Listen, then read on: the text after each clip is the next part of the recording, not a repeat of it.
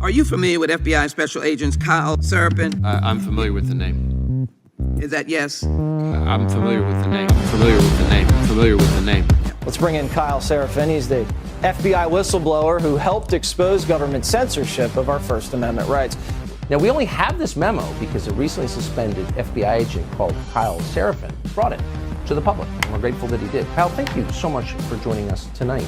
He's the host of something that strangely is called the Kyle Seraphin Show. Kyle Seraphin, I can't thank you enough for speaking out. I knew you guys were out there, and I knew it was just a matter of time, but you got a lot of guts putting your face and your name to this. You're doing a service on behalf of the American people, and from the bottom of my cracked and broken heart sometimes, thank you very much. Take a look behind the curtain with a real whistleblower and American patriot. Prepare to embrace the uncomfortable truth because this program has no time for comforting lies. Here is civil liberties enthusiast, Second Amendment defender, and recovering FBI agent Kyle Seraphin.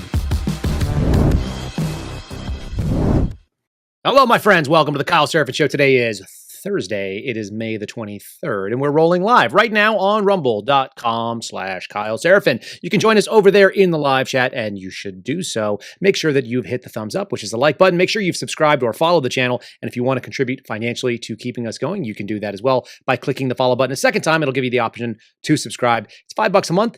And it goes directly to us, 100% of it, which is really cool. We really appreciate Rumble. There it is, rumble.com/Kyle Seraphin. Follow over there. I don't know how much longer we're going to be able to do the YouTube game. I definitely don't see anything useful on Facebook. So if you guys want to come do that, it's either X right now or Rumble. And Rumble is the preferred place because I can actually engage and see what you're doing during the chat. So definitely come over and join us on there. Today we're going to have a guest. We're going to have a guest interview. We're going to be talking to another former federal agent. I think you guys will get a big kick out of this. This is going to be an episode with Aaron Gogley. You've seen his picture on the thumbnail. We're going to get to know the man. He's a guy that I was following on Twitter long before I ever had a Twitter account. It was one of those things. It's like someone who was speaking sanity. And I always knew that he was a federal agent of some kind, but I didn't know until after he decided to unveil himself and after he retired. So we get a nice chance to catch up and talk about some things that I think will be interesting. The process, who are the people that are behind kind of that term Fed? What kind of people are they? I think you'll find that more often than not, they're guys like Aaron, and they're decent human beings that signed up for a good purpose. Doesn't mean that the purpose always turns out well. A lot of people don't stand up for the right things. Aaron did, and we'll talk about that in just a little bit here. Before we do, I want to say thanks to a couple sponsors. Number one, Catholic Vote. You guys can sign up for the Loop, and you should do so. If you do not get the Loop every morning in your email, you are missing out. Just plain fact. We're also doing a cool new podcast with them. It's over on rumble.com. It's also on YouTube. If you are watching on either of those places, there is a link in the description to follow Catholic Vote. We put a new podcast out called Between the Lines, talking a little bit about truth this week, worth your time, and should be released later on today. You can follow them on social media at Catholic Vote. Highly encourage you to do that. You guys know that we always have Patriot Coolers, our long-term sponsor. They've been doing this for, almost a year and a half now. And patriotcoolers.com is the website. It's patriotcoolers.com. Use the promo code KYLE. Again, KYLE, and you can get, look at this. I've got them all over my desk right now. I've got, this is my number one gen, this thing I've had since 2017. I used to use that on when I was on surveillance. I carried it all over the country. This is the new one, which is engraved. It looks very much like the picture that you see on the screen. Fantastic company, great product, highly recommend. Save 10% by using our promo code. And yeah, could you save it by being a military veteran? Yeah, they don't give a special deal, but they do allow you to customize with our logo and artwork. And you do that by hitting customize on any of their products and then go to stock images and pick the suspendables. You'll be able to do what you just saw there or others. Some people have put suspendable or die with the flag or with the badge and so on. We really appreciate it. And we appreciate Patriot Coolers for supporting us and supporting our free speech and keeping us going. So if you guys want to do that and get behind them, patriotcoolers.com, promo code KYLE. Should we do one more before we wrap it all up? Let's just talk about this. My favorite jerky in the world. I think that is actually bar none. I haven't had one that I like more. MattHatJerky.com/Kyle. It is a healthful, high protein snack. You save 20% by using my name as a promo code. They've got a taste it and love it or your money back guarantee. I don't know who's using it. They also have a buy the smack your mama or smack your grandma spicy challenge that if you film yourself eating a whole bag of the spicy stuff, they'll send you another bag of your choice. That sounds terrible. It's really, really hot. It's got Reaper peppers. If you guys are into super spicy, you could try that out. That's not my game. I stick with the black truffle. MattHatJerky.com/Kyle. Promo code KYLE. Same as everywhere else. Promo code Kyle will save you 20%. It also tags us in the order. So good stuff there. And, if you're in the market for a high quality snack, this is the one. This is the one I like. I have it under my desk right now. Actually, here, I'll show you. There it is. It's slowly getting burned away. All right, folks, we're going to jump into this interview. I think you guys are going to have a good time with it. Aaron's kind of a nice, smooth talker. He's exactly what I expect from a Fed who worked for the IRS. He's smooth. He's confident. He is decisive. And he is meticulous in his speech. You guys will see that. And I think it does give a little view behind the curtain. That's what we're all about here. Love seeing it. All right, stick around and let's do it. Aaron, can I tell you something kind of crazy? Sure, go ahead. I just sent a text message before we went and started recording this to my buddy who introduced me to your anonymous, semi-anonymous Twitter account. And I said, do you remember Sir Aaron? And he said, the raccoon? And I said, no, not the raccoon. The guy that used to mix it up with Bill Shipley online. And he goes, yeah. What about him? I said, well, I'm going to do an interview with him. And he's like, that's crazy. He gave me the face. So anyway, you had some traction with some feds on an anonymous Twitter account. I'm going to start from the beginning though, before we get there. Let's start with who you are, where you grew up, and tell us a little bit about your family, your kind of childhood, because I want to get into the lens you see the world with. Well, I guess maybe you should move backwards in time. So I was with the IRS for IRS criminal investigation for 25 years. Retired July 2023, as soon as I was eligible. So going back in time, I went to University of Laverne in California. And the reason why I went there was because I always wanted to be in law enforcement. And so my cousin was a deputy U.S. Marshal. I'm not sure where he's at now. So he majored in criminology. So I figured I needed to major in criminology. So I picked a school that had criminology and they gave me a full ride. So that's where I went to school. And then I met some FBI agents and some IRS agents who told me, hey, you need to major in accounting if you want to get into law enforcement. So I changed my major to accounting, got a degree in accounting, graduated from there. Going back in time, I lived all over Southern California for most of my life. Originally was born in Anaheim, lived in Norwalk for the first few years of my life. My dad is a Vietnam veteran.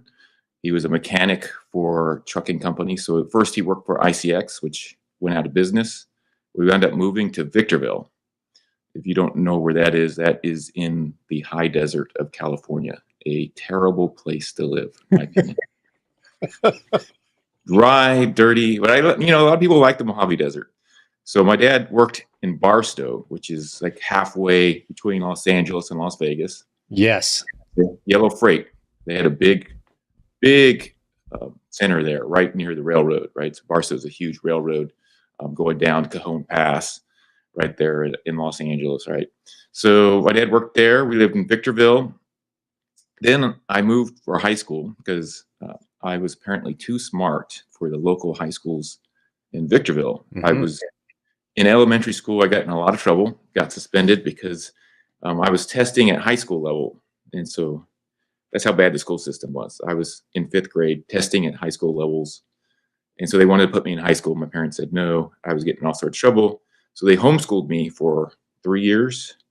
And that worked out so good that they decided to move to a place called Phelan, which is right outside the mountain ranges, the San Bernardino Mountains, right near the Cajon Pass, right where most of the skiing is. And I went to a high school called Serrano High School after the Serrano Indians. Okay. So I went there sophomore through senior year. Always, like I said, always wanted to be in law enforcement. Thought I wanted to be, David Duchovny and X-Files. Hold on, look, I'll show you this. Look at this. Yeah. Yeah, everyone said when I was younger, they always said I looked like David Duchovny. Mm-hmm. So I wanted to be an FBI agent or some sort of federal agent like my whole life. And so I got that accounting degree, and I went to the first agency that was going to take me. I was probably 22 or just turned 22 when I started the process. Just turned 23 when I went off to FLETC. So for people that don't know, almost every agency goes to the Federal Law Enforcement Training Center in Georgia, except for the FBI and the DEA, which go to Quantico. And then the Secret Service has half their school at FLETC, and then half of it goes to their place in Maryland. And then the Border Patrol goes to Artesia. What's that? Our Border Patrol goes out to Artesia after they're done. Yeah. Did you guys have follow-on training too? There's more FLETC training centers now. So Artesia is bigger than it was before, and now there's one I think in South Carolina that we use as well. So yeah, so I went there. I had just turned 23. I had 6 weeks from turning 23. Went to FLETC, graduated, got my badge and my gun, and was hot to trot. Ready to go save the world. That's right. And everyone at FLETC told me I wasn't going to last in the IRS. They told me I was going to switch agencies because I was so pro law enforcement. So I wanted to actually get bad guys, and they were saying, no, this is a white collar. You're never going to make it. You're never. IRS is like a retirement gig for some people, isn't it? Yes. Well, they get a lot of CPAs, a lot of accountants, because you have to have 12 units of accounting because they can't teach you the accounting. So you get a lot of nerds and people that aren't typical law enforcement oriented people that go into that job. I'm so glad that you called them nerds, because that was my ongoing joke with people in the FBI. The FBI famous for hiring CPAs, lawyers, and now they do like linguists and cyber people. But man, there's a lot of nerds, and I don't know why they think that's such a great business. It maybe that mindset, sort of analytical mindset, helps you to organize federal cases, which are very different than traditional law enforcement. How did you fit in at 23? You want to analyze bank records. You want to look at certain things. You want to look at cyber records. But you have to have that education. So either the FBI has to give it to you, or the IRS has to give it to you, or you have to come in already with that knowledge. And you're already at training like 20. We were there 22 and a half weeks. So I was there from July through Christmas, and we came back on Christmas. And I didn't leave. I was there the whole time, but they didn't allow us to really leave at that juncture in time. So, you're there, you're living there. I had to file taxes from Georgia. It's crazy. I like that. That's where you went with it. You're like, yeah, I had to file taxes. That seems like a very IRS kind of thing to hone in on. You appreciate that more when you live in Texas and Florida. You don't have to file any state taxes. But when I was living in California, I had to file 2 tax returns, one for California and one for Georgia, which I thought was ridiculous, but I think maybe it saved me a little bit of money because Georgia's a little bit cheaper on income tax. I remember having to. I did a split thing when I joined the military, and I was still I was a half-year resident of California, and they came for every penny of it, as they always do, and then half-year resident of Texas. That was kind of weird. Okay, so your first assignment it took you back to where? To LA? Los Angeles. Okay. So if you were from DC, New York, or Los Angeles, you pretty much went back to one of those places because that's where they needed most people. So I was from Los Angeles. I processed out of Los Angeles, so I came back to Los Angeles, as did about a third of my class. And what kind of cases? So my first case, I had a couple tax cases that were really interesting. They were more like your illegal tax cases, which is, illegal tax cases, people that are doing other crimes and you're prosecuting them for tax evasion. But I was also on a healthcare fraud task force with the FBI, which was a miserable experience. And also, it wasn't the FBI. It wasn't I could go into a whole story about that. We're going to get there. Yeah, we have to get there. That's required reading for this class. So, but healthcare was terrible. This is one of the reasons I can get to later. I almost went to the FBI later in my career, but one of the reasons why I didn't was because I did not want to get stuck on a healthcare crime task force, because that's just a miserable job. And then I was also on a public corruption. And if you think healthcare fraud is bad, public corruption is the worst thing to investigate. It is terrible. It's very difficult. You're talking about like de minimis amounts of money, and everyone is a sleazeball. It was not that's not what I joined. Like, I wanted to work like actual criminals.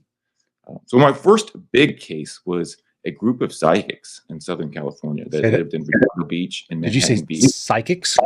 Psychics. Did they know you were tellers? We're getting a little bit of feedback, but did they know you were coming? That was the joke Jay Leno made. It has to be, right? It's so on the surface. You're investigating. What was the fraud, or what was the crime that they were engaged in? Well, what they would do is they just read people very, very well and convinced them that they were, and I would say 90% of these people, 95% of these people, maybe 99% of the people who had just broken up out of a relationship. And so they were vulnerable. And then they tell them, well, you have an evil spirit. Or if you're Catholic, you need to have holy water from Italy. or something that appealed to that person, and then they would get them to write them big checks for this stuff. And that I charged them with fraud, mail fraud, but also charged them with tax evasion. The mail fraud fell through because the prosecutors were like, well, these people are going to think they deserve what they get. So we wound up getting them on tax evasion, and it made all the news at that time. And my SAC was very happy because he got to appear on the news, and it made the Tonight Show. Jay Leno made the same joke that you made. The Manhattan Beach PD must have leaked that we were going to arrest them because the media was there at 6:30 in the morning waiting for us. So it made the front page of the papers, and yeah, the SAC was super happy that day. So that was my first big case. Let's talk about the management structure within the IRS. I don't have a lot of familiar. The only IRS agents I ever saw were on some CI cases we did, so I didn't do a ton of work with them. What is the culture like, and what is the culture going up into the senior executive service, and is it as despised maybe as some of the FBI ones? I would say no. So it also depends a little bit on the field office. So your bigger field offices, you have, obviously more. We call them groups. IRS calls them groups as opposed to squads, but it's very similar concept. You have a group of 8 to 12 agents. You have a supervisory special agent that's over them. Then you have an ASAC that's over, several groups. Then you have an SAC that's in charge of the entire field office.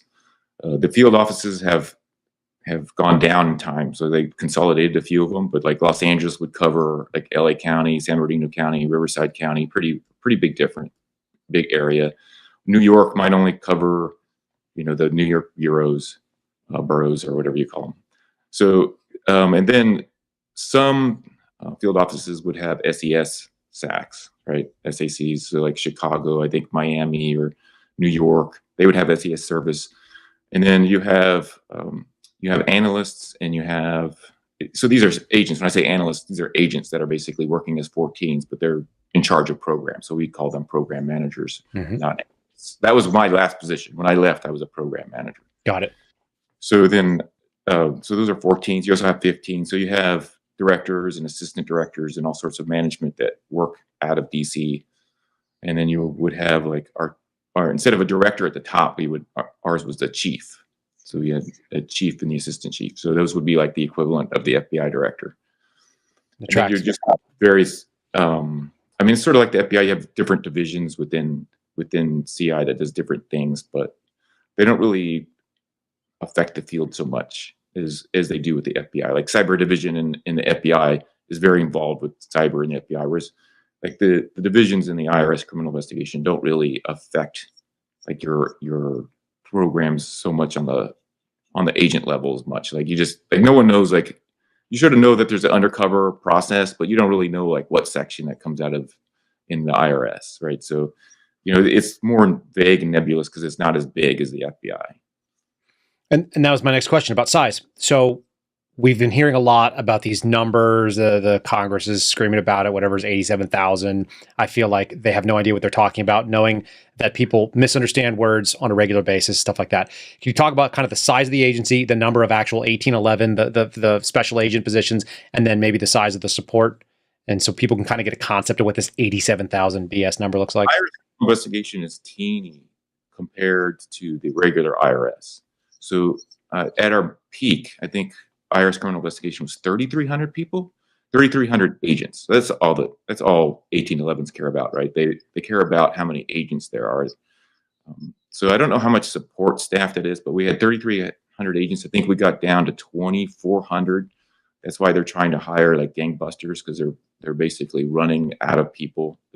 I think at one point in time they told me 40% of IRS criminal investigation, the 1811s, were eligible to retire and were leaving. So now they're hiring like 300 agents a year. So that would make IRS criminal investigation like the third or fourth largest agency. So you had an FBI, DEA, and then I think IRS and Secret Service ran neck and neck in size. Support staff, there's probably not even a tenth of support staff compared to agents. So for each group, we had like maybe one analyst and maybe a secretary, and of course they changed the names over the years. But there's not that many support staff at all. We do have our own labs, so we have our own forensic labs.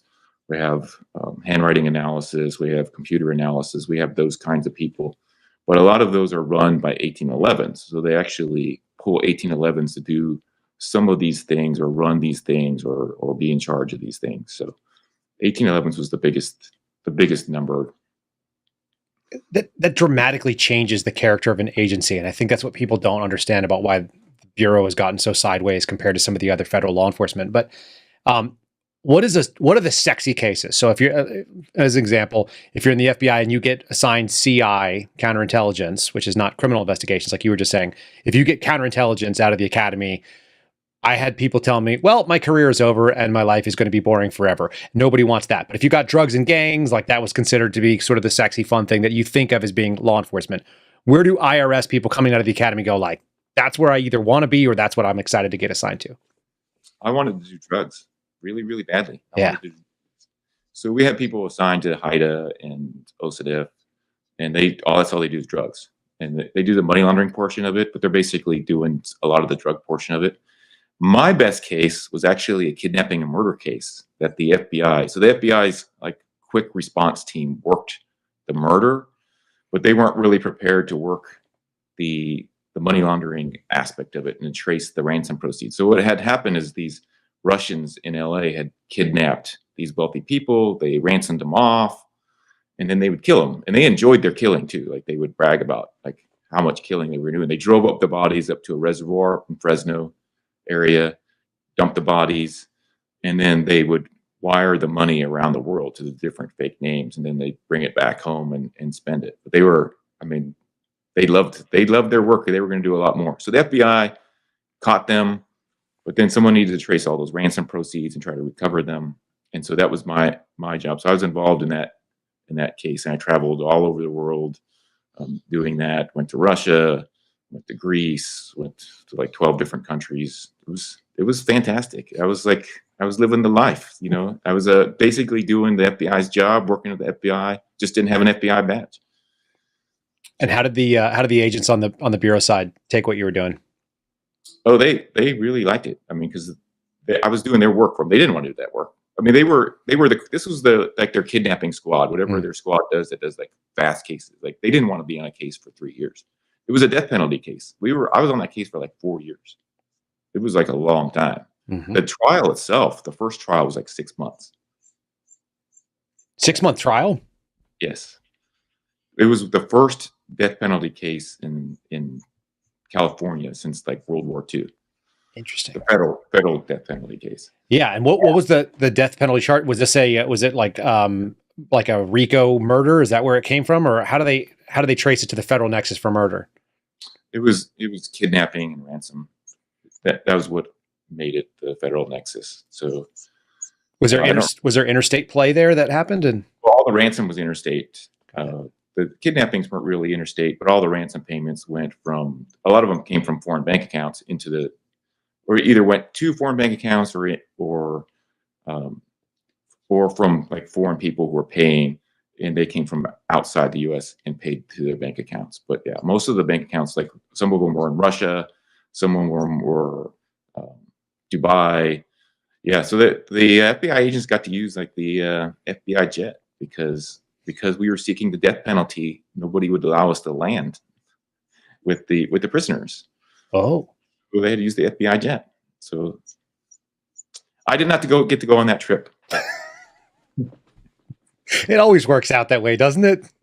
But the Bureau agents did. Yeah, I'm still friends with them, so I still keep in touch with them. It was us, LAPD, and the FBI agents. They left before I did, but we still keep in touch. What years was that?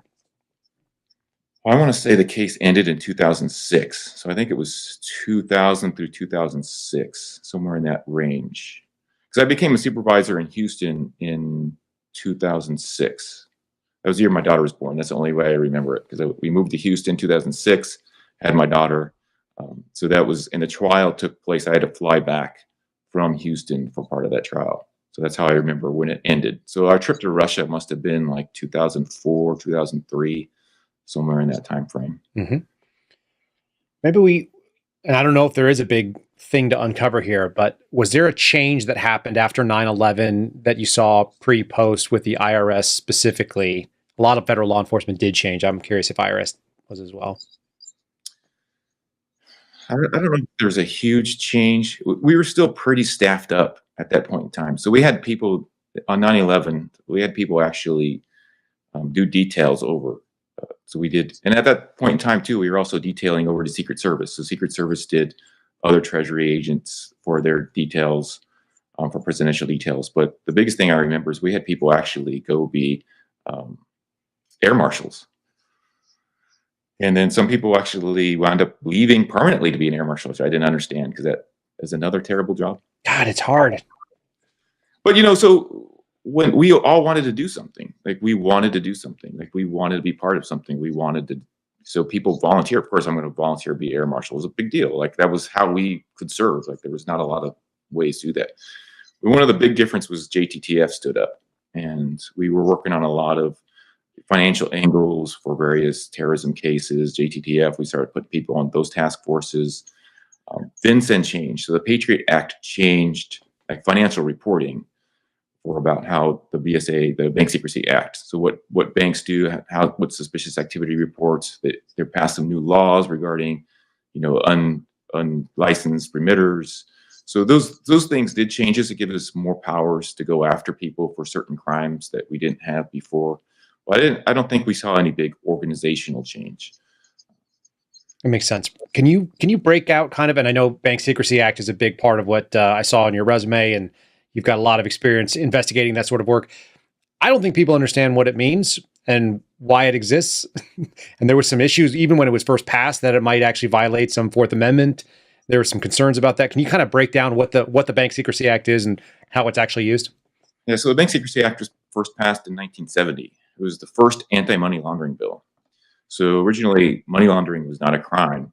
What we had was drug dealers bringing all sorts of cash into the banking system. And so the Bank Secrecy Act established sort of a reporting protocol. It established currency transaction reports. And so when people brought in more than $10,000 in cash, what you had is the bank would fill out a currency transaction report saying, we got $10,000 from this person. There's a bunch of details they put on this form. So after that happened, you can imagine what the drug dealers did.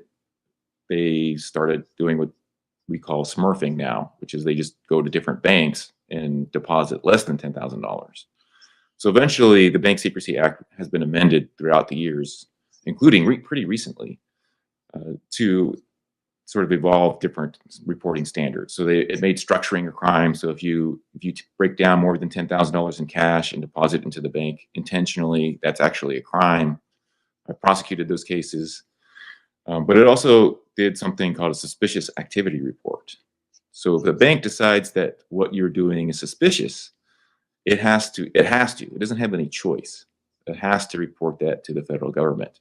And that used to be the IRS.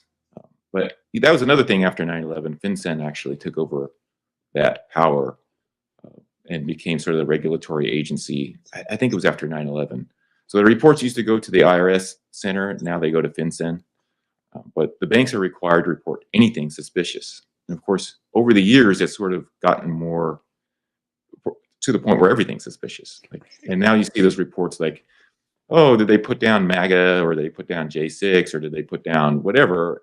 Or, you know, here's some merchant codes that are suspicious, or, you know, so there are different things that people consider suspicious, but the bank is under a lot of regulatory pressure to report stuff. So pretty much anything is suspicious at this point in time. So and these suspicious activity reports come with bank records. So all an agent has to do is call the bank and say, hey, I want all the records related to the suspicious activity report. You don't need a subpoena, you don't need warrant, you don't need anything. You just get all that data. And now with all the powerful databases, a lot of it is just being, you know, sucked into these giant databases. Like we don't have to call the bank because they're attaching all these things to it. And it used to be like you had a database that had like it was more like DBase, right? Where you would see like the information, but you didn't have the attachments. They were harder to get. Well, now modern databases make all that possible. You can suck it in, you can then it digests it, and then it spits it out into a format. Now with AI, it could even summarize it for you and tell you like what the thing is. So now you can imagine that the government can mine way more data way faster. Do you have concerns about that? I'm sorry? Do you have concerns about that as a citizen now? I do. I sort of having concern as an agent, like this is just way too much. It's good for you as an agent because you're investigating crime and you always have good intentions, right? But the fact of the matter is that after J6, it sort of woke me up to like, hey, now they're just saying like anything suspicious and they can just search this data for anything they want whenever you want. So if they decide that something's a crime, you can just search it. And there's not a lot of accountability over what's being searched as much anymore. It seems less accountability than before. After something is, leaked or something, maybe they investigate it then, but it's a lot harder to keep tabs on what is being searched because you can search so generically and get the same results, whereas before you really have to search much more specifically. Like if I wanted to search for, some celebrity, I wanted to search for Kyle Seraphin.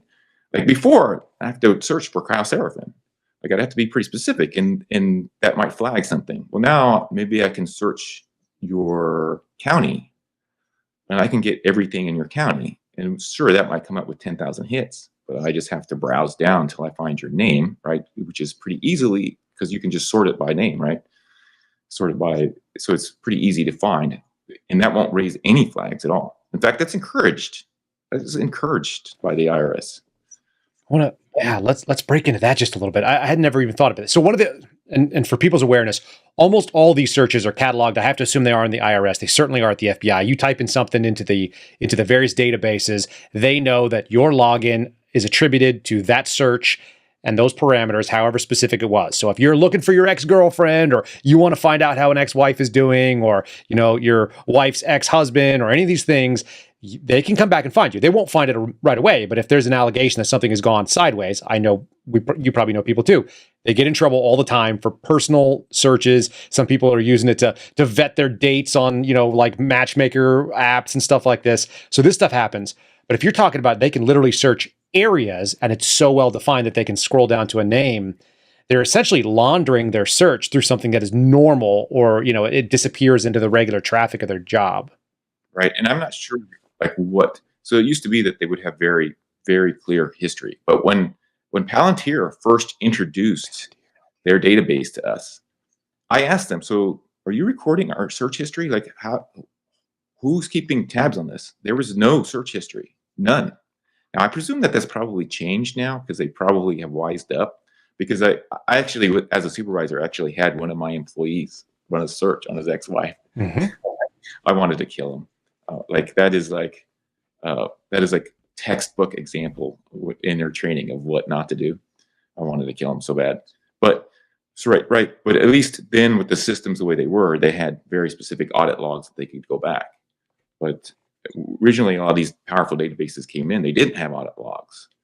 Now I presume that they do, because now they can see that contractors are searching this stuff and putting this stuff out. But you're right. You can just do a search so generally, and that sort of searching was prohibited before. Like I couldn't go into just the tax systems and just browse tax data. Like that was not allowed. You had to fill out a form. You had to say what case it was related to, and someone had to pull it for you. Most agents did not have direct access to tax data. You just weren't allowed to have it. I was one of the rare ones that did, but most agents in most field offices not allowed to have it. So you would have to have a justification, and it would have to be pretty specific. You couldn't browse it. Now with Palantir, you can browse every single person in the United States, and they encourage it. They will actually tell us, hey, I keep saying us like I'm still there. It's hard. I understand. You got the retirement credentials. They actually say to us, hey, we need a tax case in a particular county or a particular city, and because we haven't had one in that particular area, we need the press. And they would say, just go through the system, type in that zip code, and pull down everybody and start doing analysis.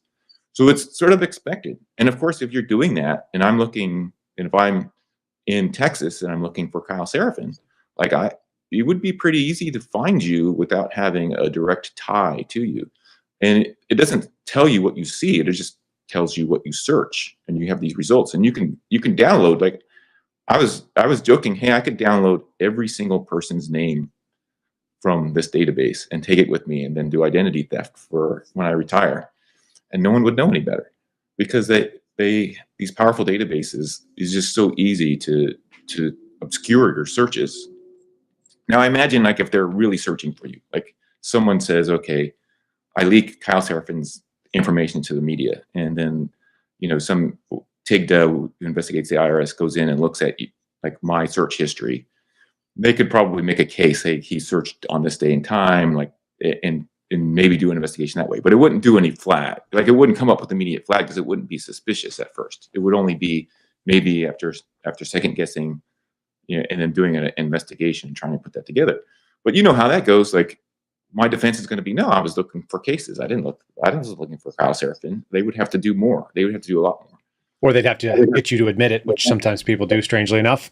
You just sit them down. That's how we made our living, right? Is everyone wants to talk to us. That's what I tell people. Don't talk like you're stupid.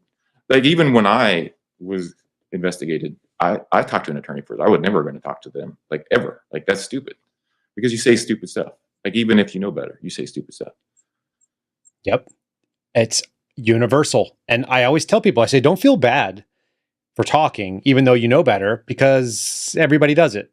There's this human instinct, especially people that think that they didn't do something wrong and that end up getting caught into it. And the people that do wrong are even weirder. They just tell you things for no reason. I was telling a story one time about this guy. I went to go see, he was impersonating a federal agent online. He was indicating that he ran a human program out of colleges, and he was doing it through his eBay account. So he's weird. I mean, he's just not smart. And so I went there to go talk to him about that, to say, hey man, are you representing yourself as a member of the U.S. government recruiting people for human? And he goes like, no. I said, if people had the impression that you were a federal agent, would you try to dissuade them of that? And he's like, no. Okay, fine. I don't really care. I just wanted him to stop. But while I get there, the first thing we do, we sit down. Hey, can I talk to you for a few minutes? Yeah, come on inside. He reaches over across me, by the way. He literally reaches across almost my lap and unplugs his router.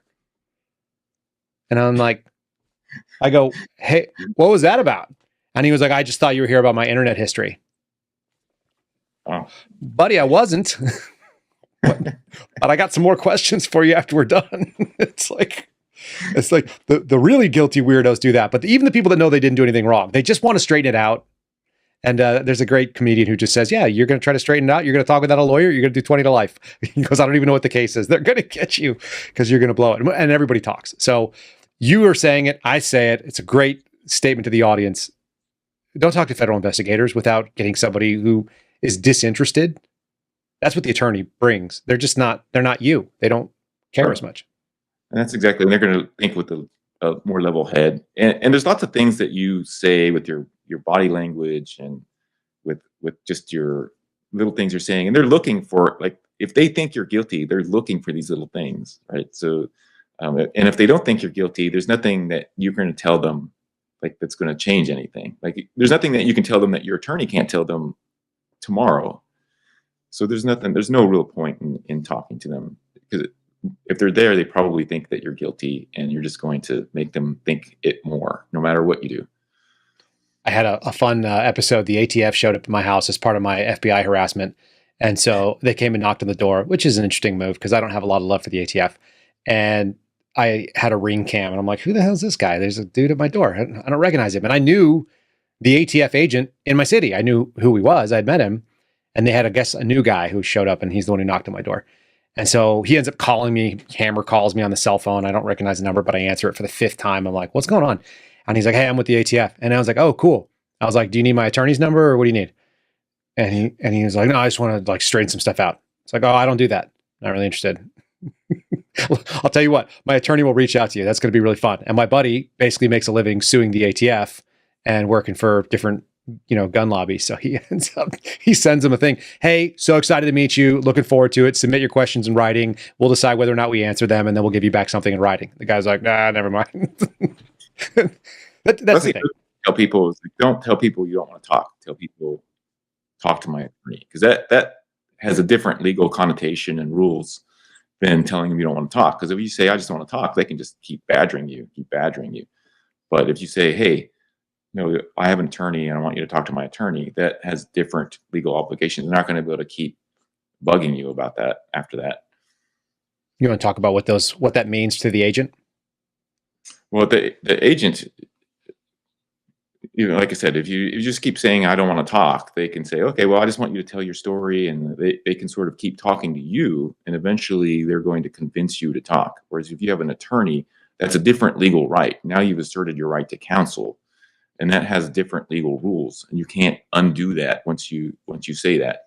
So at that point in time, that shuts down any interview, and it should. And if it doesn't, it's going to get thrown out. Whatever you say is going to get thrown out anyways. But that's why I always tell people, hey, like I have an attorney, and I want you to talk to my attorney, and I want to talk to my attorney, and I don't want to answer any questions until I talk to my attorney. Don't say, no, I don't want to talk to you. They will keep after you. The other thing that it sort of tells you too is, like, if you have an attorney, it says that you're serious, or you're not just some average person. And so the agent's going to get a different impression of what's going on, because they know that they're not going to pull something over on an attorney, but they are going to pull something over on you. Mm-hmm. They're trained to do that. They're trained to convince you to talk. I mean, that's interviewing 101. Do you remember that guy? I don't remember if I feel like it was in Georgia. That's just my instinct. But they were deciding whether or not he had properly invoked his right to an attorney. And he said, he's like, why don't you get me a lawyer, dog? Right? And then there was a whole set of nationals, and the judge had ruled on whether or not somebody was entitled to a canine attorney because of the way that he had said it. And they were making like silly literal arguments about it. But it wasn't a positive assertion of my right to counsel. It was the sort of the thing. He sort of suggested it. Why don't you get me a lawyer, dog? And then, it's like, that doesn't sound like he said he needed his attorney or that he had an attorney and I needed to contact through that. He just said, what if you did that? And so they made it into, like, they went down to the actual verbiage, which is why what you're saying is so important. A positive assertion. Yeah, but even in that situation, though, they're still in court battling that issue out. Oh, yeah. So that's how serious it is, right? So if you just say, no, I don't want to talk, and then 2 minutes later, they're like, here's a form. That's what they do. You slide a little form here. I want you to tell your story, like your side of it. I'm just here to hear your side of it. Like, tell me your side. I want to believe you. And then you slide a little form across the desk, and they sign away their rights, and then now you're good to go. You can talk to them all day. But if you assert your right to counsel, at minimum, it's going to get litigated, right? And it's probably not going to go well for the prosecution. And the prosecutors are probably not going to use that. So you want to make it that positive assertion whenever possible. Hey, I want to talk to my attorney. I want my attorney, and call my attorney. And that's just going to change everything.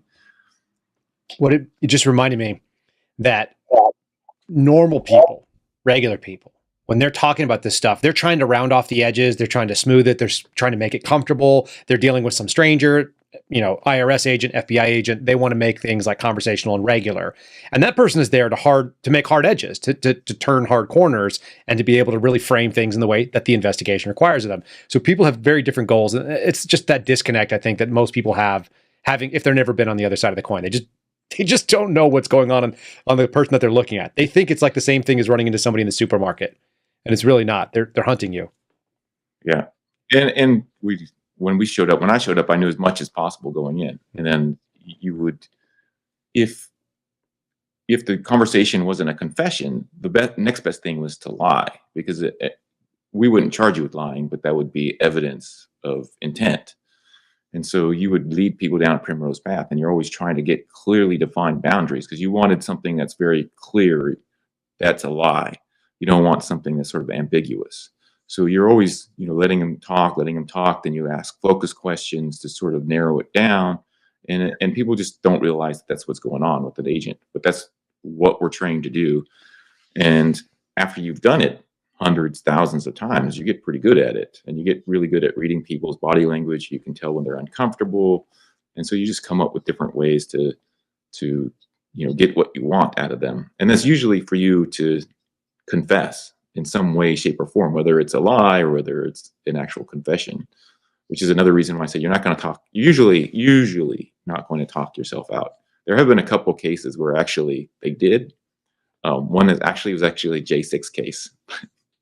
That you had? No, not that I had. I would not touch a J6 case ever. I didn't want to be involved in that. But in the news, FBI did a warrant on somebody, and it wasn't the right person. Like, it wasn't the actually person in the photo. Oh, they did that in Alaska. They kicked down that lady's door. Is that the one you're thinking of? Yeah. And she talked to them and said, hey, like, that's not me in the photo. Yeah, that's a different jacket. And the fact that two people are wearing a similar jacket on the same day, like, we have different earlobes, we're not the same person, like, look at her face. She's like, that's not me. Yeah, I remember. That is just insane. That's embarrassing. Imagine doing a SWAT raid, taking a TAC team through somebody's door, and it's the person that you thought you were going for, and that person is not who they're supposed to be. Like, you blew it. Imagine explaining that to my SAC. Like, that would be a bad day. It's not a good office. There's some bad stuff there. It's just crazy. That's how crazy things have gotten. Like, they're doing that crap. Like, that's just like, who did that investigation? Did they go out in person and see them in person? Did they do anything, or they just showed up with a warrant? That's just the crazy thing. And that's the thing that's changed. Like, if you want to see a single change in the way law enforcement has changed, is that now people basically do the investigations from their desks. You have to tell agents, no, you can't look at Google Maps and look at the house and make a description based on Google Maps. You actually have to go see it in person. Yeah. But in 1998, when I started, that was no question. You got your little Thomas guide. We had a Thomas guide. It was a big map book, like that thick, right? And it had LA and Orange County, and you had a separate one for Riverside and San Bernardino County, and it had all the streets, and you would look them up. And on the warrants, you'd actually say what page it was on in the Thomas guide. And you would go out there and you would take photos, and you would go out there multiple days, and you would see patterns of life, and you do stuff. Now it's like all online. You sit at your desk, you browse databases, you look at Google Maps, you write a warrant. You've never seen the place, you've never seen the person in real life, and that's the biggest change that I've seen. That is a fundamental distinction that some of my buddies and I have talked about. In fact, one of my buddies, the one who was familiar with your old Twitter account, we were discussing this joke because I used to do physical surveillance. That was my gig. Like, I would literally be the guy. I didn't have a Thomas guide. We had a GPS, but I'd sit out there and I'd take pictures of the house, and I'd see where it was. And I watched how they walked, and I watched how they talked and who they interacted with, the whole pattern of life. And also, you're looking for, security threats, dogs, are there children, things that matter when you're going to go serve a warrant. And he's like, if you've never seen your subject in person, in real life, are you really investigating that person? Like, is that real? And yeah, it's crazy. And there's other things with warrants, like, what time does the school bus show up? What time are they in the neighborhood? Mm-hmm. Like, when does the trash truck show up? So I actually did trash runs. Like, when I was at, we did trash runs. Love trash pickups.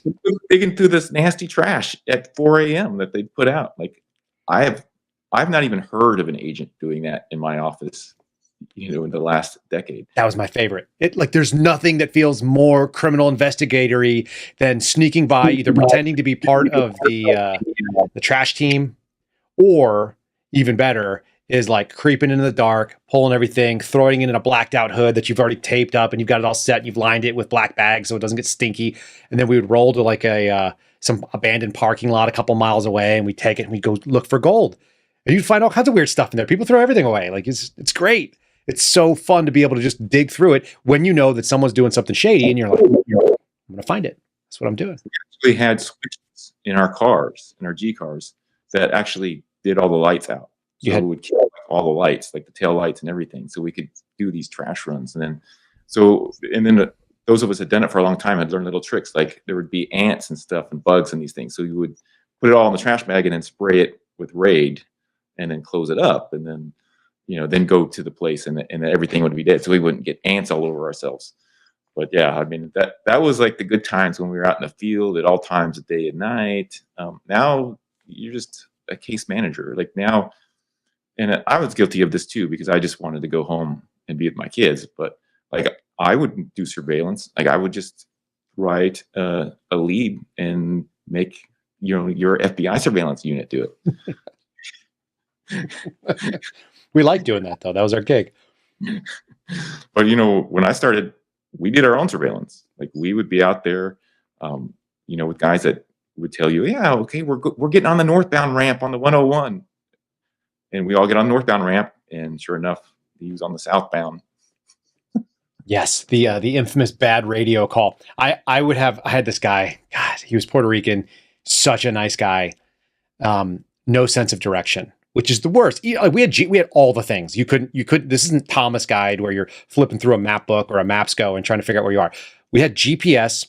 We had Blue Force tracking, so every single agent could see where every single other agent was on the map on a tablet, real time. So that's high speed stuff. And as a team leader, which was my gig because nobody else wanted to do it, not because I was the best, just nobody wanted the responsibility. I had this guy sitting out on a house, and we were in Southeast DC. And Luis, that's his name. Luis would go, subjects coming out of the house, and that's like game on. Everyone's like, okay, here we go. And you got your cars started, you got your coffee in the thing, and getting in the car, reverse lights are on, backing out of the driveway, giving the good play-by-play. We can all picture what's happening when it's happening. Okay, now heading northbound on First Street.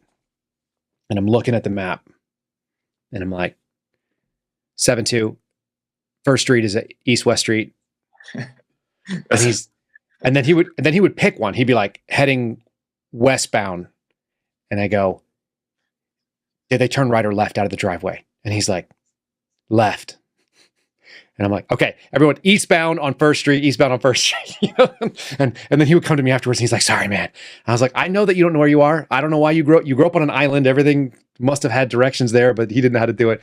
But that bad call. Anyway, like all that's part of the game. That's part of the law enforcement game of chasing bad guys and going through their trash and finding out who they are and interviewing them.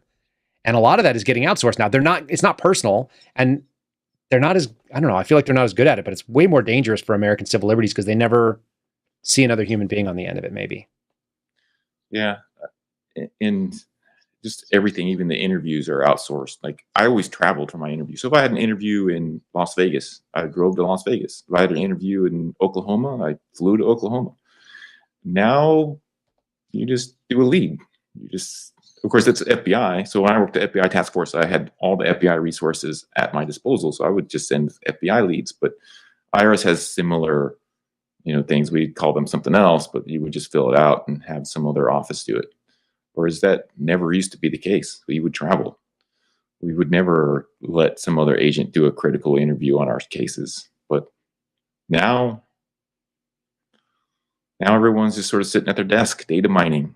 And the crazy thing is the ASACs and the SACs who have never used these systems because they haven't touched a case in a decade or more. They're acting like these databases will simply pop out a case. Like, it'll just come out on your desk. It's done. Here it is. Like, you did it. It's there. Now you can close the case in 12 months. Like, no, that's not how it works. Like, that's not how these systems work. Like, but that's what they expect. Yeah. What is that? You mentioned that you wouldn't touch a J6 case, and I appreciate that. You had kind of a long 25 years of your expert witness in various different areas. You've done a couple of different FBI task force, if I understand correctly. Is that accurate? 3, I think. Healthcare fraud, Eurasian crime, which was the kidnapping, and then also cyber task force. So I did cyber task force in Houston and cyber task force in Tampa, Orlando. So it's headquartered out of Tampa, and I sat in Orlando. So those were the 3 things. So I sat with the FBI for probably a good portion of my career, maybe even the most of it. Tell me how you saw it change now that they're doing that. Like, I feel like J6 was just a watershed moment of weirdness, but I don't have the kind of longevity. I've got other people's experiences. So I want to know about yours, seeing that over those years. When I was in LA, the agents were required to wear suits. Like, the FBI was the most professionally dressed of all the agencies, except for the Secret Service when they were doing details. Mm-hmm. But they were always required to wear a suit in the office. They were the most professional. And they were probably the most prestigious. Everyone wanted to be an FBI agent, just from my perspective. FBI agent was a very prestigious thing. But I think overall, what I've seen is just agents investigating less. They're more case managers. They're more willing to do whatever the supervisors tell them to do because they're not really investigating human beings. They're just investigating, a file number. It's just a file number on a page. And the recruiting standards have changed dramatically. Like, to be an FBI agent, you had to be in shape. So I actually applied to be in the FBI at a point in my career when things were really low. You had to be in physical shape, before they would even consider you to recommend you. Now I'm and you had to have some background. You had to have most of the FBI agents were older. They had a lot of previous work history. In my last office, a guy had been a manager at Target. That was his last job. We had a guy come through my academy class who had 3 years. That's the minimum work history you have to have. There has to be a minimum, so that's it, 3.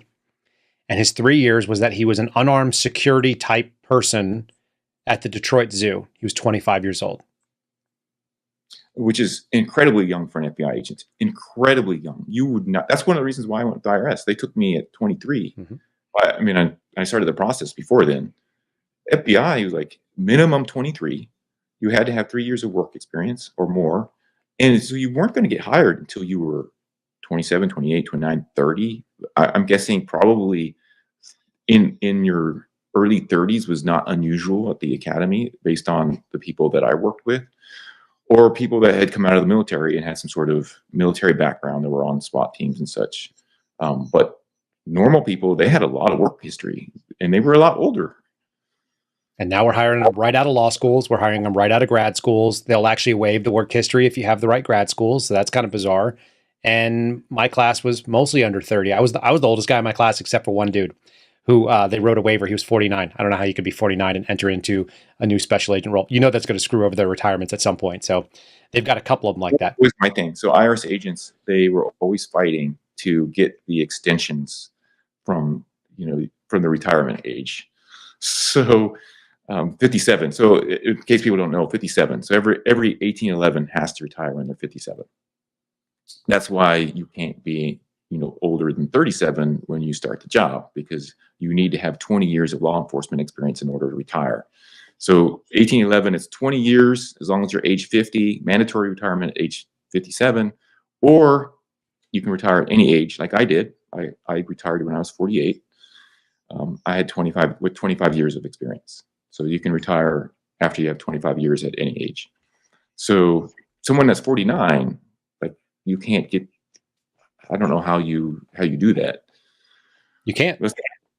Unless they came from another federal agency or something. I just don't see how it works. Here's FBI support. And so IRS agents, they always want to work past 57 because they just love their job so much, which I think's insane because you're working for minimum wage. Once your retirement age, you're working for less than minimum wage. Yeah, talk about that. So IRS, not the IRS, but the federal government, as a 1811, you get a pension. And your pension's based on a particular percentage that you get every year for your work. I think it's 2% or something. I don't remember what it is. 1.7. It's changed too because the new people that come on pay a different amount in. Mine was 1.7, so whatever. 1.7 for the first few years. For the 20 years, and then 1% after that. Yes. So each year you work, and that's that's a percentage of your highest 36 months of consecutive pay. So we call it the high 3. It's 36 months of consecutive pay. So you take that percentage, multiply it by the average of your high 3, and that's what your pension is. And so you get that pension, plus you have your 401k, which is in the federal government, your thrift savings program. And so you're putting money in there. You're putting your maximum in there, and the government's matching. The first, I think it's 2 or 3%. Well, 3% dollar for dollar, and the last 2%, 50 cents on the dollar. Okay. So you're getting that. So then the difference between your pension. So you're comparing net pay. When you retire, you're looking at, okay, what is my take-home pay? Because you're putting into your TSP, you're paying taxes, you're paying Social Security taxes, you're paying all those things. And you compare that to your net that you get from your pension, where you're not contributing to your retirement, you're not paying some of these taxes anymore. So then you're looking at your net, and the difference between your net and what you get for your pay net is minimum wage. For me, it was $30,000 a year. So it makes almost no sense to keep going. And so when you get your pension goes up by the annual inflation rate. So my wife, whose high 3 was lower than mine and had fewer years, has a higher pension than me because she retired and she got some crazy inflationary pension increase. And I kept working because I had to. I didn't have 25 years. She was older than me, so she was able to retire when she was 50. So then I had to keep working. So my high 3 and my percentage was higher, but I get paid less because of that percentage. Because yours is based on whatever the federal GS rate changes is, and hers is based on actual inflation of some other kind. Different calculations, different agencies. Yeah, every single person that I saw work past the number that they had to work to get a retirement just basically explained to me that they didn't understand how numbers worked. Yeah, and my wife actually joked with me that I spent more time working on my retirement spreadsheets than I did working. Standard. And I just couldn't wait. And it didn't help that my wife had been retired, and I was watching her like enjoy life, and I'm like, I got to go to work today. But yeah, so these retirement spreadsheets, they explain all the numbers, and there's a couple of good guys. One of them's a former FBI agent that actually has a book. First Guide. Yeah, First Guide is fantastic, and anyone who's retiring has to know that guy. But it goes through all the numbers, and then he and a guy named Chris Barfield, he actually does the financials, and he wrote a few papers. And basically, like, it makes sense to retire as soon as you're eligible. If you're going to keep working, you would be better off. Like, I'd be better off working at Home Depot full time than I would be continuing to work for the federal government. Yep. But it's a scary thing. Like, when you retire, it's a major life change, and you're no longer an agent anymore. And I think there's a part of you that becomes your identity, right? So I think for a lot of people, that's the reason why they don't want to give it up, because you're not law enforcement. You're changing who you are, and it's a big step, and it's. Yeah, I didn't know that that's where we need to go to, but that's where we need to go with this particular thing. Because I think it explains a lot about why people behave the way they do, and why the retired agents behave the way that they do, and how they look at the world. You've been saying it over, like, this is how we do it. This is how, when you're doing this is how we do it, all over and over, because you're still mentally there. And that's fine. You spent 25 years there. Why would you not? That's not an indictment on you in any way. There is an association with identity that you just said. And I used to watch these FBI guys that were getting ready to retire. I had a bunch of them on my squads because they would come out to surveillance, and they would, do their last couple of years of just watching bad guys and writing up reports. And when they were going to let go of the badge, like, it was like losing something that was part of them. And they would come back and call us, and they want to come out and hey, can we come hang out with the squad afterwards? They're retired. It's like, dude, go play golf or something. Like, go to Florida. I don't know what you're doing. Like, why do you want to hang out with a bunch of dudes that are still crushing the clock? Because it's so enmeshed in the identity. And also the reputation of the agency is also enmeshed in their identity. And I think that's why so many people defend agencies that are no longer defensible. But I'm curious if you think the same. It's absolutely.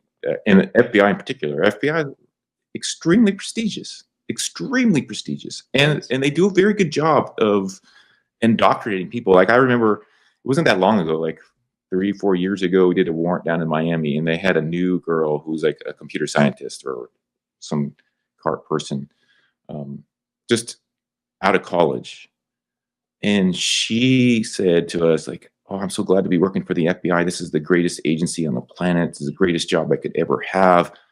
I would work here for free." I was like, whoa, like, what did they do to you? Because that's just insane. But the agents are very similar to that, because it's who you are. You've been in law enforcement. You carry a badge. It's a very powerful position. Like, I don't think people really grasp how powerful that position is. What you do to somebody when you show up on their doorstep, it's an incredible power, and it's an incredible feeling. It's the rush of arresting people, of getting up at 6 a.m. and donning all that gear and going in and arresting people and doing all this law enforcement stuff, and the rush of sitting in surveillance for 8 hours while you're waiting for somebody, and then suddenly they're moving and chasing them around, and having to go out on foot and get close to them and see them, and ultimately concluding a case and going to trial and testifying. It's all like enmeshed in some degree who you are, and you've been doing it for 25 years. Some of these guys who did it for 30, 35 years because they stay on forever. And I think that is a huge part of why people don't want to retire. But in my case, it's really like a little bit of guilt. It was not so much of that because IRS, like a lot of times I wouldn't even tell people I work for the IRS. I would tell people like I work for the zoo or like for something outrageous because it's not like IRS carries a lot of glory, right? And no one knows IRS criminal investigations. That's right. Audit jokes and stupid IRS jokes. You carry armed onto an airplane. You get the pilots give you the jokes. The people working there give you the jokes, and you're like, okay, this is my third flight today. Like, this is the third time I've heard it, guys. Like, yeah, get some new material. Yeah. I used to tell people that I was a secret agent because everything at the FBI is done on that secret side, the FBI net, and then they were so secretive about stupid stuff. They're like, you can't tell people you work for the FBI. That's the old, like, did you get your paycheck from the IRS? Did your pay stub say IRS? Department of Agriculture. So we all get paid through the Department of Agriculture, like it's some kind of a secret. And I don't know why, if that's just because it's convenient to go through the National Finance Center and that's Department of Ag, or if somebody was like, plausibly, if someone were to look at your mail, they'd see you were part of agriculture. They wouldn't know you were a special agent. It's like, I feel like that's probably part of it. If not, it's certainly grown into it. But there was nothing more embarrassing to me. So I would just be like, yeah, I'm a secret agent. And they go, do you mean a special agent? And I go, no, I don't think so. It's a secret on everything I do. All the stuff I do is a secret. I can't talk about it theoretically. Like my wife doesn't. I can't talk about my cases. They're dumb. I can't tell you. My favorite was when I would try to obfuscate. Like I'd be like, I work for the Department of Treasury, right? Because IRS is under Department of Treasury. I work for the Department of Treasury. I'm a special agent with Department of Treasury. And then like the smart people would be like, oh, what agency? I'd be like, oh, IRS. We used to get really pissed at the IRS guys that were on the JTTF because people would be like, hey, we're working on this case. We got this guy. What do we got to do to get tax records on this? And they'd be like, yeah, we can't help you. And then you'd be like, well, what are you here for? Like, I don't understand. Like, what are you bringing to the fight? And they'd be like, not that. I would always go up when I was working on a different kind of case because I didn't work the CT stuff. And I'd go onto the 7th floor and I'd ask them, I'd be like, hey, do you guys have the ability to get tax records on this? Like, is there some kind of process I can do? And they're like, no. And I was like, no, period, not no comma, but there was no but. There's no additional process. There wouldn't be. So I'd just be like, all right, I guess I go back to my weird, stupid case. Now with the databases now, you could actually sort of search that stuff and sort of give it like sort of on the sly. Right. Before you just couldn't even, like you couldn't get it because I would have had request it from somebody else, give a reason. Now you just type it in and you can see it. Maybe like, oh, like, yeah, this guy's employed at such and such place, but you don't know where it came from. That's right. That's where it came from. And honestly, like that clearinghouse of you don't know where it came from, or I'm giving you a lead, I'm going to kind of give you I'll point you in the right direction, but it didn't come from me kind of thing. That's kind of what a lot of the JTTF value was as an agent. And if you're going after really bad guys, that's not, the problem is you have to have really good moral character. You have to know that when someone tells you, hey, we're going to run after all these like misdemeanor cases and we're going to change our entire agency to pursue people from a riot on one day, that you're like, I don't want anything to do with that. How do I not do that? I know you got yourself kind of into some spicy stuff. Your old Twitter account disappeared, which was very sad to me because it was my favorite thing. I didn't have Twitter back in the day, but what I did have was your page and about 3 others bookmarked, just for your awareness. I had Shipwreck Crew, Bill Shipley. Maybe that's why. Yeah, they knew. Huh? I had you bookmarked. You were a great source of information. And also I was like, thank God there's someone who knows what it's really like and is saying things that are accurate and they're not emotional about it. And then I had Andy No always bookmarked. I'd always go read Andy No because I wanted to know what Antifa was doing, which probably saved my life once or twice when I was in Portland. So I didn't do Twitter, but I did watch Sir Aaron, and I kept track of it. And then when you disappeared, then you popped up under your new handle, and I was like, this sounds very familiar. I feel like I know this style of presentation. Yeah. You got into hot water over that, though. I did a little bit. So the FBI brought me in one day and was like, hey, like, just so you know, security is let us know. So I was, with the task force working at the FBI full time. FBI supervisor brings me in and says, hey, security is, said something about your Twitter and, said something about you're doing pro-Christian, pro-Republican tweeting. And I thought, well, that's weird because I don't really think I'm very pro-Republican because I'm about as critical of them as I am with anybody else. But Yes. okay. So, but the pro-Christian was the one that really, really caught my eye, because I'm like, well, what does that have to do with, tea in China? Like, that has nothing to do with anything, right? So he's like, but we've talked it over with the SAC. So at that point in time, I had become a program manager. I'd taken a spot as a program manager, and for whatever reason, that supervisor was in a hurry to get me out of that space, as if he had somebody else that was going to take that space. Because I was still offering value. I was still teaching my replacement. I was still working on cases, but he was in a hurry to get me out. So I was like, okay, well, I'm a program manager. I'll just leave. And we already discussed that I was going to transition off. So at that point in time, I said, well, you're transitioning off. So we've talked over at the SAC. We're going to go ahead and like do nothing about it. So we're just going to close it out. I thought, okay, well, that's odd. But okay, so I said, well, are you going to let my agency know so I know what to expect? Oh, no, we don't think we need to do that. Okay, so I said, okay, well, I'll just close my Twitter account so then it doesn't cause anyone any problems, and that'll be the end of it. And he says, okay, that's a good idea. I'll let them know that, this is not going to be any problem going forward. Because I knew that that's one of the assessments that they look at is like, well, is this going to be like a continuing problem, right? So I said, okay, well, I'll just get rid of it. And when I told my family, they're like, no, you're on Twitter way too much. Like, they were anxious. Like, my kids were like, no, it was like a running joke. Like, we can't spend any time with you because you're on Twitter. So I was like, at that point in time, like, I realized, okay, I have two problems. I have my work problem, but also have my, like, I'm just on it too much. So I need to like be off of it. So this was a way to like be off of it, like make sure I am off of it completely. So you were on Twitter quite a bit, and like I said, I always enjoyed the takes because it always felt like somebody was saying the thing that somebody should have said. We have to describe this Twitter account, by the way. It's Sir Aaron, and I think there was an underscore after it, if my memory is there, something like that. But I think, right? I think so. I don't remember now because I deleted it. So I'm just telling you, like, I had to type it in manually, so it was in my head for like a year or two, or however long you were doing that. A lot of followers too. I had a pretty good chunk of followers that I don't have now. Yeah, you had a couple thousand people following. People probably don't even know they lost you.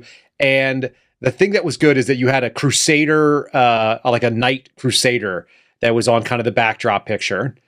And then you would just come in and you, like you said, exactly legitimately pro-Christian. And this was well before I kind of had this sense where I'm like, I really need God to save me from what I'm doing right now because I don't understand like what I'm fighting.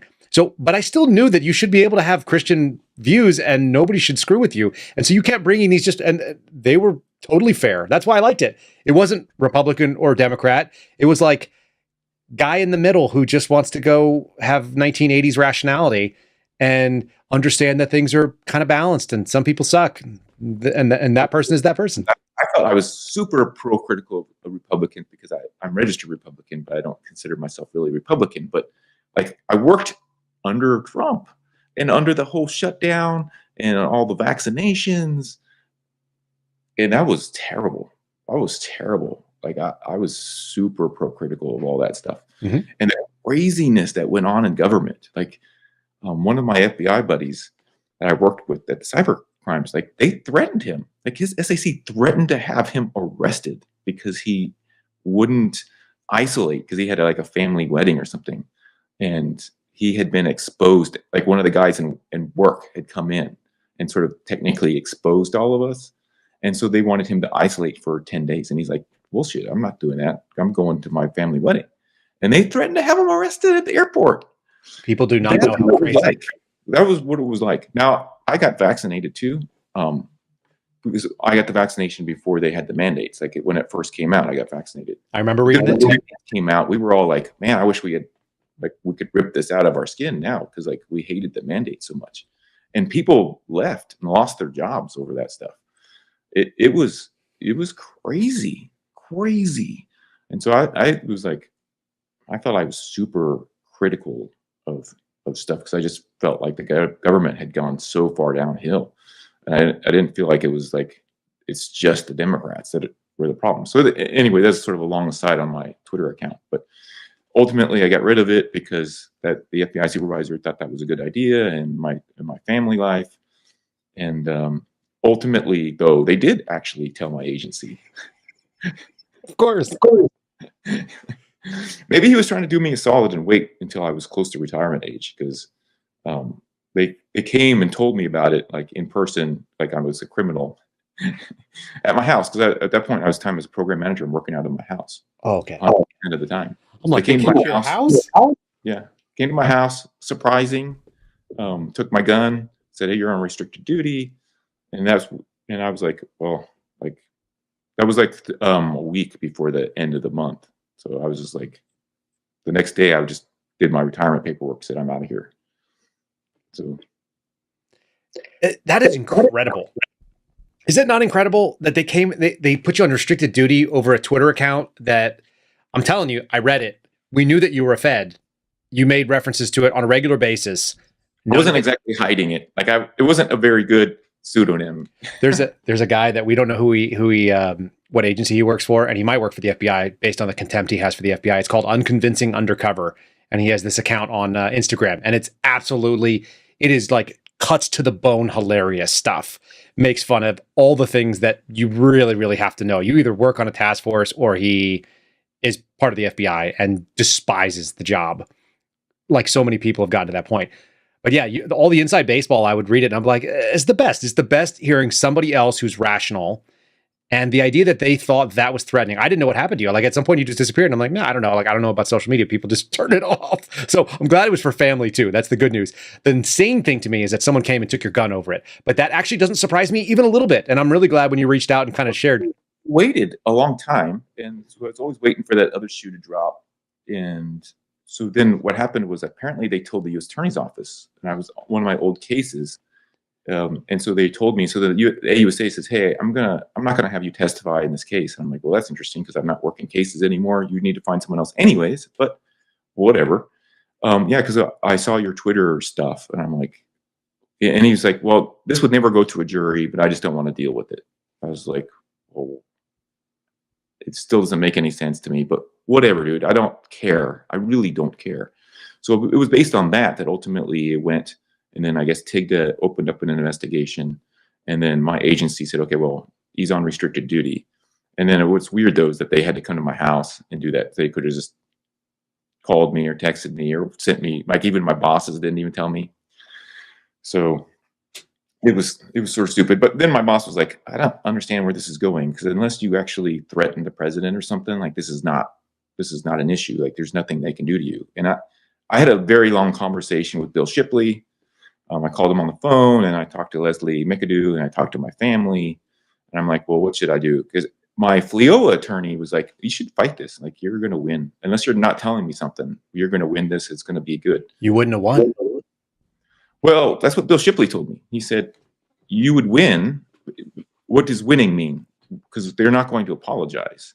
And so this sort of goes back to a story when I was at FLETC. So when I was in FLETC, I got a nasty letter, a memo from the chief at FLETC, so like the highest personnel, accusing me of lying on my background check because I had a collection amount due on my credit report or something, right? So he said, I'm reminding you, you answered this question about 180 days past due, and you're not supposed to lie on this form. And it wasn't exactly accusing me, but the undertone was basically accusing you of lying, but we're going to let this slide this time, right? And so I investigated it, and turns out I had like a 60-day-old debt from a phone company because I was going to move in an apartment and I had asked them to connect a phone, but didn't move there. So I didn't actually use them. And so it was like a $50 bill for connection or something. And it was only 60 days old, so it didn't even meet the 180-day question in the first place. And so I called the company and said, hey, you didn't even tell me there was this bill. And they looked into it and said, yeah, the mail that we sent to that address came back, so we'll take it off your credit report. And so I paid them. And so I wrote a memo back to them, saying, hey, this is all the stuff that's outlined. Can you please put this in my file? Did they put it in my file? No. They didn't care. Did they apologize for their mistake? No, they didn't care. So that was Bill's point. It's like, yeah, okay, the investigation will close and you'll be fine, but they're not going to apologize. Like you're not going to get your honor back. Like if that's what your goal here is to be like restore your honor, like that is not going to happen. Like at best, they'll probably put a little letter in your file that says, hey, you didn't do anything wrong, but don't do that again. Is the most likely outcome. That's the best case scenario. Right. Well, I didn't think it's a little different in the IRS than it is in the FBI. The IRS goes all the way up to the Merit System Protection Board. So like there's so many layers of appeal. But one of the things that convinced me was basically, number one, why would I sit for a TIG to interview? Like, why would I put myself through that? Even like, yeah, I didn't do anything. I don't feel I did anything wrong, but why would I do that? And it would open me up to like them asking me whatever they want. And I don't want to do that.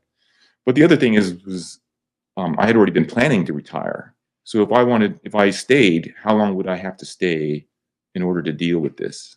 And so there was that time frame, and my supervisor was like, "Oh, it'll be done in 30 days." And I was like, "You're deluded. This is going to take months. Like, there's no way." But it would have been sort of convenient for me to keep going because restricted duty meant I could literally do nothing but sit at home and get paid. Like it would have been a sweet gig. But ultimately, my family's like, "You were going to retire anyways." Leslie McAdoo, I also had a long conversation with. So all these people basically said, there's no question, like in a normal person's mind, why would you stay for minimum wage? Like, what's the point? Just retire. And so that's ultimately what I did. I'm glad you did. I'm really glad because at some point we connected maybe in a Twitter space. And I remember we started a kind of a back and forth DM. You were kind of opining about things, and I started recognizing some of the familiar sort of takes and or the verbal I don't know what I picked up, but I was like, "Hey, were you Sir Aaron?" Did that surprise you when I kind of honed in on that? No, so it wasn't exactly like a pseudonym was like really hidden, and it's sort of telling a few people, "Hey, this is Sir Aaron," to try to get some of my followers back. But I had changed like what my focus was and try to be much more limited in how much time I spend on Twitter. So it didn't really surprise me, but maybe it was like, wow, this guy's like sharper because he picked up on it where other people I had to sort of tell them. Because the only people that really knew were like Bill Shipley and Leslie McAdoo. Yeah, that checks out. I don't know. I didn't even have Twitter. That's the thing that was so funny to me. There was only a few accounts that I really honed in on where I'm like, this is what I'm about. I dig this style of just facts, just reasonable, just cutting down the middle here where I think most of America would generally live, and some hard opinions that people didn't want to hear, which is also good. That's, you got to do that. I don't know, the whole movement of these agencies, the idea that IRS is also weaponized and going after people for tweets because you had a pro-Christian bend. I feel like that's the scariest thing in the world, because what you described is like basically 25 years of not that. And then I don't know if it's the FBI that pushed it on them or whether the entire government got captured post 2021. Do you have an instinct about that at all? It's been going on since probably Obama, I think, maybe even before then. Just my inkling of it is that, Republicans come in, they sort of see everybody as, hey, we want the best people. We don't care about their political bent. But when Democrats come in, that's the only thing they care about. Mm-hmm. And so I keep telling people that people are policy, because it was like the same thing with Lois Lerner. Did Obama have to tell Lois Lerner to audit people? No, they didn't have to have a conversation. That's what she believed in. She did it on her own, and the people underneath her believed in it. She probably didn't have to have a ton of emails with them either. They just all did it because that's how they all think the same way. And so that becomes their policy, and that becomes how behaviors happen, and it just keeps going and going. And then it is never reversed. So it just builds up, builds up, builds up. And eventually that's just how it is. And the recruiting standards have gone down tremendously, like in order to meet their quotas. So my agency signed a 30 for 30 goal, which I think 30% women, but I'm surprised that we're not 30% women already. Like that's shocking to me, like, cause it seemed like more than that. Mm-hmm. But that, in order to do that, how are they going to do that? Like to a certain extent, you could go out and sort of try to appeal to certain demographics more, but ultimately when the resumes come in, you have to pick the best. And so either you're not picking the best or you're going to have to lower the criteria. So then you can say, okay, all these people met the criteria. Now we can choose who we want. But even so, my first job that I applied for with the government, I was told if I was a Black female, I would have been hired on the spot. That was in 1996. That was for this job. It was a intern position that converts automatically to an agent. You do it in college. And so I went and interviewed, and the interviews told me, you have the best interview we have ever seen. It's too bad you're not a black female. Like we would. Bad, man. And I found out later, reason why is because they use that, like the local field offices use that as a diversity way to increase their diversity goals. And so they're hiring particular people for these positions, and I didn't fit into that demographic. Isn't that nauseating? It is, but it also made me better because I knew that in order to become an agent, I had to be, I couldn't be just average or good. I had to be the best. My resume had to be the best. My criteria had to be the best. I had to have the best interview. I had to be the most prepared. Like if they were going to hire one white guy, it was going to be me. So I had to be the very best I could be. So in a certain extent, like it made me better at my job, I think. But that's an individual situation as opposed to sort of policy or aggregate. The aggregate is horrible for this country. Individually, yes, I can see that it could drive somebody to exceptionalism. That's not a big deal. But when you talk about what it does to the culture of the agency, it's the exact opposite of what we just said. Yes. All sorts of criteria come down. You're not getting the, like, I remember one guy that got hired, he had like a 2.5 GPA. A 2.5 GPA. I was asking him, hey, so like, okay, you were in athletics, right? You, which is incredibly time consuming. No. Okay, so you did a lot of extracurriculars. No. Well, you had a job. You had a full-time job. So that was the reason why you didn't do it. No. Just a shitty student.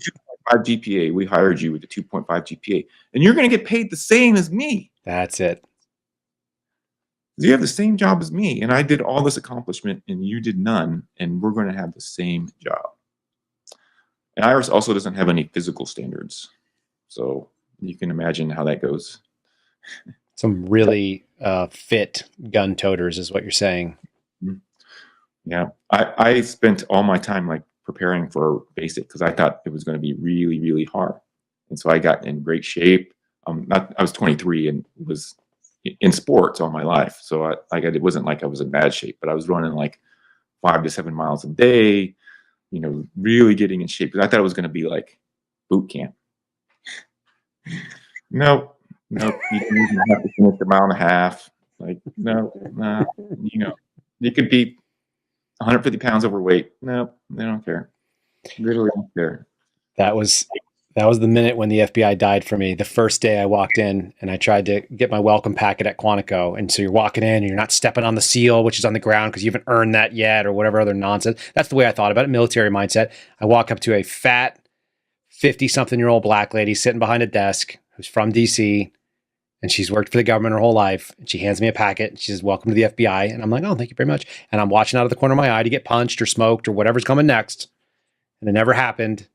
And that first week happened, and nobody ever dropped me on my face and let me know how garbage I was. And nobody ever treated me rough. They called me sir, and they were really polite, and we had to say sir to each other. And you're like, I don't think I signed up for what I thought I was getting into here. This is not the right animal. And even the FBI is like that. I actually went out for the, my surveillance team actually added a fitness standard, which was not common for most surveillance teams because we were trying to up the standard of the people we brought in. I said, if you want to recruit better, make it harder. And my boss was like, huh. And I'm like, dude, you were on HRT, you were on the tactical team, you were a ranger, you went to West Point, you make things harder, you get better applicants and more people want to be because it's elite. People want to be part of elite. They don't want to be part of mediocrity and they definitely don't want to be part of castaways. And he was like, huh, okay. So we created a standard. So we're out running our fitness test as a team, which is not common. And we're out doing this. And I saw kids from the academy and I out sprinted them on purpose at like 40 years old. They're all in their early 20s. And I out sprinted them. They're like pulling muscles and stuff like that. And I'm making fun of them. And I'm running with a coffee cup in my hand just to show that I was faster than them. And I thought they were weak because I was like, well, what are we doing? But that's the standard lowering. And those people don't want to go out and meet their subjects. They don't want to go out there and put eyes on. They don't want to go out and do that hard work. So they've degraded what used to be really prestigious. And it doesn't matter if it's your badge or my badge or any others, because that's crazy to me. Yeah, the IRS actually tried to implement a fitness standard. Wish they would. And they tried to make everyone do it, and it was a panic. There was a panic across the agency. I love that panic. Suddenly, everyone was trying to get in shape, and I was one of the physical fitness instructors. So they first of all, they spend a lot. The government spends tons of money sending you to training. So I had gone to training for 2 weeks to be a physical fitness instructor. Then they had to change. So they did millions of dollars they spent doing a study because they couldn't just implement like the standards of a mile and a half, do it in 10 minutes or whatever. They had to do a study showing why and it had to be job-based tasks, right? So we came up with these ridiculous system of testing. They sent me back to FLETC for another week to learn how to implement this stuff. We started implementing this, of course, lots of people started failing, and then eventually it just evaporated. It just goes away because it's just not going to work. I think the most important, maybe even single line that you said, and it's something I also believe, it's something I've come to independently, and I want to just maybe close out on that thought. You said people are policy, and you said that you don't have to tell the people you hire, if they're already ideologically driven, what to do because they already know what to do. And you gave the example of Lois Lerner, but that's across the entire government right now. That's what when I say deep state or we say deep state, I think of administrative state. I think it's you chose people that meet your criteria and they don't need to be told. They're automatically going to be activists for that thing. Is that something you see across all government? Yes. And you got to realize that all government's working together. It's not like IRS is doing their own thing and FBI is doing their own thing. No, like the heads of these agencies are meeting. They're all part of a bigger, like FBI is part of the Department of Justice, which is giving them their marching orders. IRS is part of Department of Treasury. And it's not like these are all siloed out. Sure, they have their own individual missions, but they're all part of task forces. They're all meeting. They all have their heads, which report to the secretaries of these various bureaus. Like it's common across it, and it's going to be it's going to be shared. It's not like you can say, oh, the IRS is the problem. You could create some other agency tomorrow to replace the IRS. You're going to have the exact same problems. It's not going to change. It's because it's all the way across in government. And so a lot of people are like, oh, we need to get rid of the IRS. Well, you have to have someone that collects taxes somewhere. And if you think the IRS is bad, you should see the Franchise Tax Board of California. Like they're terrible. Like they are much worse than the IRS. And so you're going to have agencies that have to do some of this stuff. And when you put in the people that creates the policy in these agencies, and you could destroy the agencies, but as soon as you plant them with something else, with the same people, and these people move around inside government because that's what they build up their resumes and they get these SES positions, and then they go to private sector, and then the private sector comes in and takes over these heads of treasury, the treasury secretary and stuff like that, and then they go back. Like it's sort of an incestuous thing, and as long as you have that, you're going to have the same policies throughout the government, no matter what agency you're in or you're talking about. And whether you get rid of that because someone's going to take that function. Someone's going to collect taxes. Someone's going to the IRS has warehouses, like a warehouse the size of a city block. It's like an airplane hangar, and there's just people. It's like a Costco. There's just people, cubicles. Just imagine little cubicles of people. Hundreds of people, and all they do is open the mail. Like you're going to have people that do that. So you're going to have an agency that does these basic functions, and they're going to be led by somebody. And as long as those people are led by these government agencies, and I think normal people don't want to live in DC and work there. It's very, it changes you too. Like the farther you are from the field, I felt that as a supervisor. And I was a supervisor in Houston, and then even as a program manager, you start thinking differently because your priorities are different, and the longer you're away from the field, it changes you. It just does. And so I think when you're in executive management, and these guys are in executive management for longer than they've been an agent in many cases. I was promoted to a supervisor after like 5 years, 6 years, I think. Maybe it was like 8 years as an agent. And if I had stayed in the management track, I would have been in management far, far longer than I was an agent. And you forget it, and things change. And that's that's ubiquitous across government, and that's how the government policies come into being. It's really important because it's not just that one agency that people keep seeing. Everybody wants to call out my former agency, my ex-girlfriend, which is totally valid, but every single one of them had the exact same thing. Is there across the board solution that you see that's easy, or are we just in for some bumpy weather coming in? We're going to get some turbulence. The only solution is really a political one. Like, you're going to have to remove these people from these positions and change the policies and restrict. You start restricting the scope of government. The more programs you have, the more government involvement you're going to have. And you create a policy like the IRS is a great example. One of the things that we don't like, that I didn't like, was that the IRS is basically, they're handing out entitlements. They're handing out, welfare. It's not simply bringing in taxes. You're getting all sorts of credits that are given to certain people. There's tax policies related to certain programs that they want, certain incentives. There are, we handed out the COVID money. That's bad. So the more stuff that you have in the agency, there's somebody has to administrate that. And then there's going to be fraud. So then somebody has to investigate that. And then you just create more and more and more government. So I'm not sure what the solution is in the short term. Long term, people need to realize that less government means less intrusion. And one of the reasons why I supported that as an agent is because I felt that a bigger government made my job less special. Like, I wanted to be an agent and I built my whole life to be in law enforcement because I thought that was like serving your country and going after criminals. And the more people that I met that did this job, the less special I felt. Like, the more crazy laws that we investigated, the less special I felt. Like, I thought my position should be rare and that it should be something, a huge accomplishment. And the more of them that you have, like, in investigating all sorts of stuff, the less special it felt to me.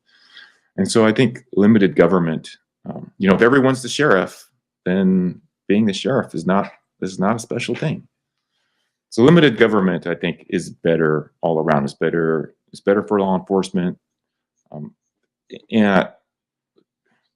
I also tell people, look, if you make the sheriff, if you pass a law, someone has to enforce it. And ultimately, that's going to be the police. The police don't want to do that. So, police really, like, I wanted to investigate actual crime, like actual criminals. And I think, at least it used to be, that's what police really wanted to do. They didn't want to do all these various measures. Like, who wants to give out seatbelt tickets? But when you're incentivizing that, the federal government actually incentivizes police departments to do that. But, then police wind up having to do it. It changes their mentality. You get comfortable. You want to keep your job. You start doing that stuff. So you have to reduce, the number of laws and the scope of government. And then, those jobs will be fewer, but they'll also be better. It's very insightful. And I hadn't thought of it that way. So I appreciate that sort of insight. It takes a lot of time thinking about things that are the problem to really come up with the real novelty, and then also how it actually applies down the road. Most people can't. They can just see, I hate this. That's not a solution, and it's not really a reason either. So, Aaron, I appreciate you spending that time with me. Get rid of the federal government. Like, you're going to get rid of the FBI. There's going to be somebody that does investigations. Sure. So just getting rid of it, that sounds really good, but ultimately, well, what about the ATF? Or people don't know the EPA has their own CID. So get rid of all of them too. Those ones I think we could sacrifice. There's a pretty good reason for it. They could be very, very small. Make them very, very special. So there's only a few going after big offenders. You're not doing Twitter as much. Do you want people to follow you somewhere and check in? Because I know you engage still. Twitter quite a bit, but just not like I used to. So I do spaces with Leslie and Shipwreck, and I just changed my focus to be a little bit more narrow, not out of scope. But that's definitely where you should follow me, is on Twitter. At Aaron Gogley is my handle. I will throw that up on the screen here in the edit, and people will be able to see that. Do you do a Truth Social as well, or no? I do not. Okay, just one social media, and that's the only place. I have personal Instagram accounts that I use for, like, my kids' volleyball and stuff like that. So, but yeah, so you could certainly, if you are interested in sporting events in my kids' athletic careers, follow me on Instagram. I hate Instagram so much. I can't even tell you how much I hate it. I hate that I have it. All right, thanks for spending the time chatting with us about this. I think there's some really good insight there, and I think people will go. Hopefully, we'll have another one of these chats, and I look forward to doing a space with you too, because I like that measured approach. There's a very IRS nature. Maybe that's the 25 years. Maybe you were like that to begin with, but there's a very methodical way that you think through things. It's what I always thought about your Twitter account too, following that thought process. I appreciate that. Yeah, ask me anytime. I'll be happy to be on. I enjoy doing spaces too. I really enjoy them. And that is our show for today, ladies and gentlemen. Thank you for joining us for a little chat, a little look behind the scenes of what the IRS law enforcement end does. As you guys know, not 87,000 agents are going to be armed. The ones that are probably a lot more like Aaron and more like guys like Gary Shapley and Ziegler, the people you saw that were testifying for the weaponization now almost a year ago. Folks that do it right.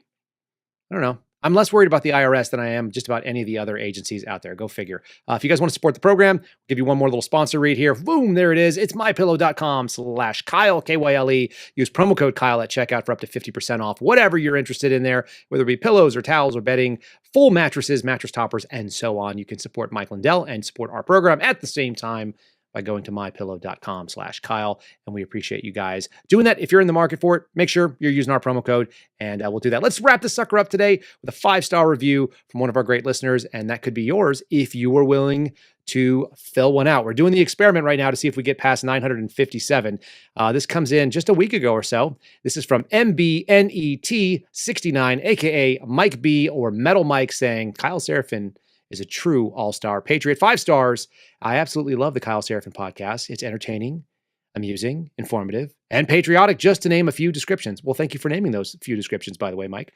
It says, like others, I came over from the Dan Bongino show, who plugged Kyle and still does quite often. It was further affirmed when I saw Kyle in Police State. I listen on Apple or I watch on Rumble every day. If you are an America First patriot who wants to hear the truth, you've come to the right place. I look forward to Kyle reading my interview if he has time.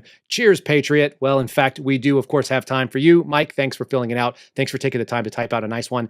And more importantly, thanks for listening every single day. That's awesome. We really do appreciate those kind of things. That's what we're here for.